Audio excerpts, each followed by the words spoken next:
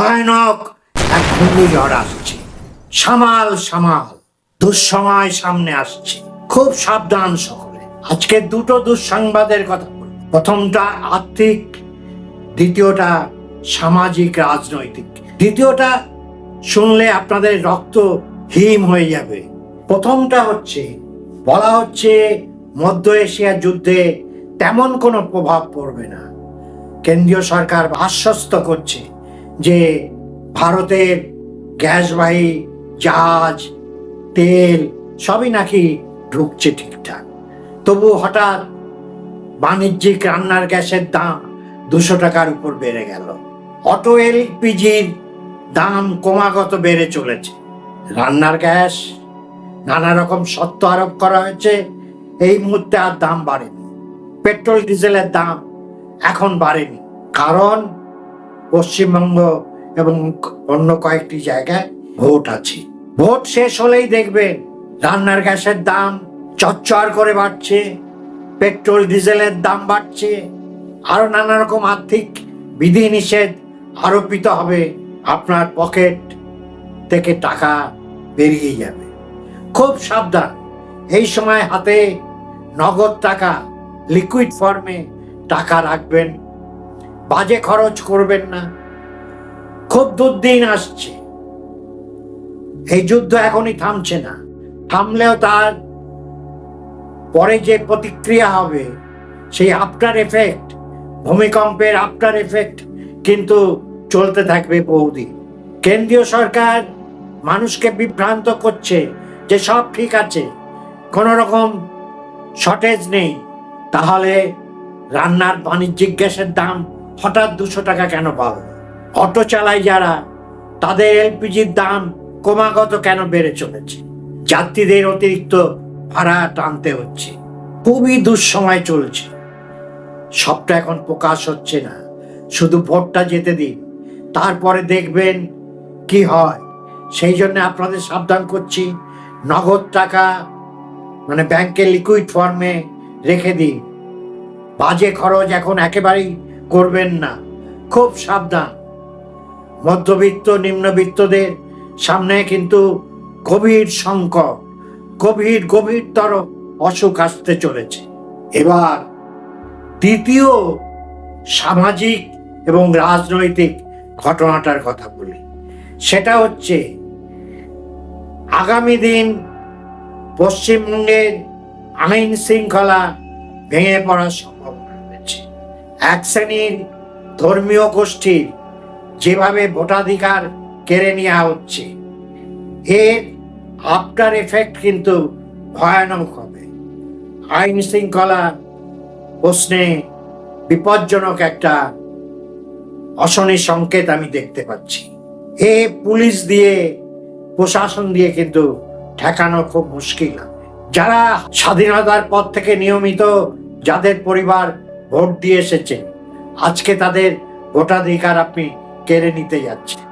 তারা কি চুপ করে বসে থাকবে? যে প্রতিবাদ প্রতিরোধ হবে, তাতে সাধারণ মানুষ ক্ষতিগ্রস্ত হবে, সাধারণ জীবনযাপন স্তব্ধ হয়ে যাবে, অনেক রক্ত বইতে পারে। সবাই সাবধান। এই প্রেক্ষাপটে আরেকটি অশনি সংকেত আমি দেখতে পাচ্ছি। সেটা হচ্ছে,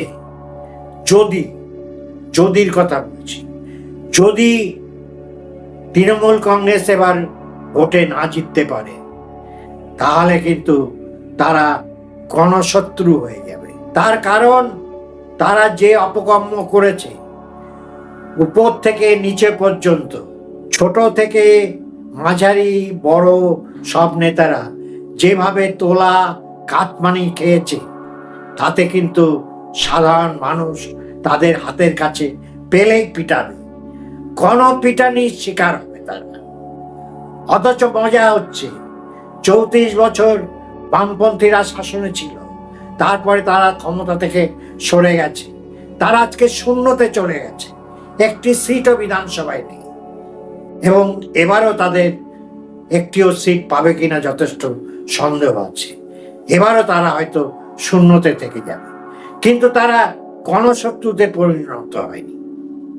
জনগণের আক্রোশ তাদের উপর যে পড়েনি, তার কারণ তারা কি সৎ ছিল? একেবারেই না। তারা যেটা করেছিল সেটা ঘরের ভিতর অন্ধকারে।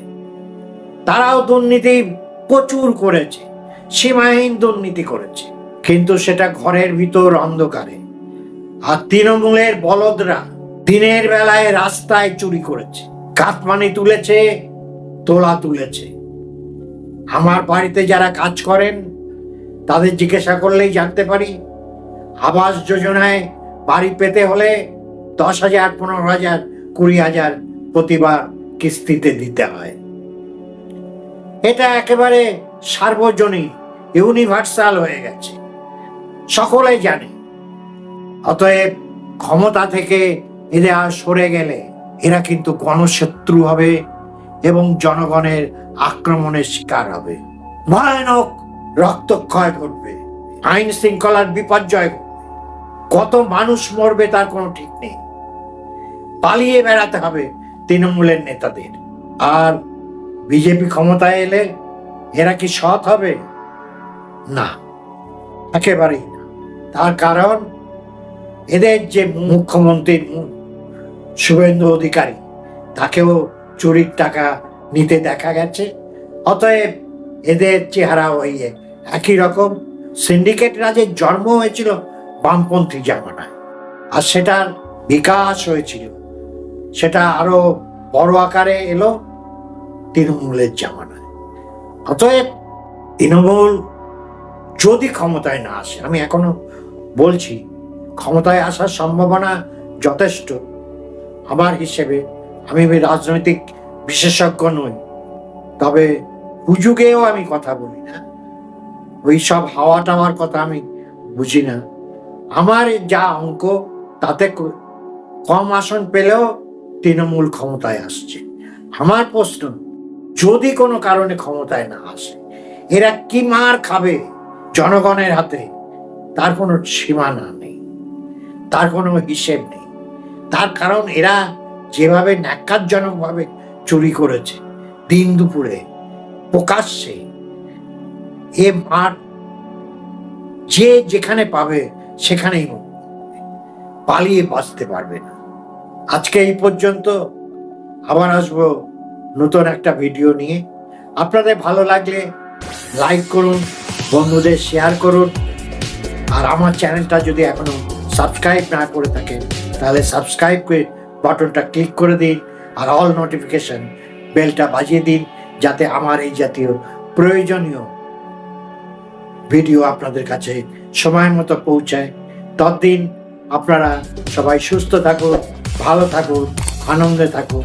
আনন্দই হচ্ছে ঈশ্বর, আনন্দই হচ্ছে আল্লাহ।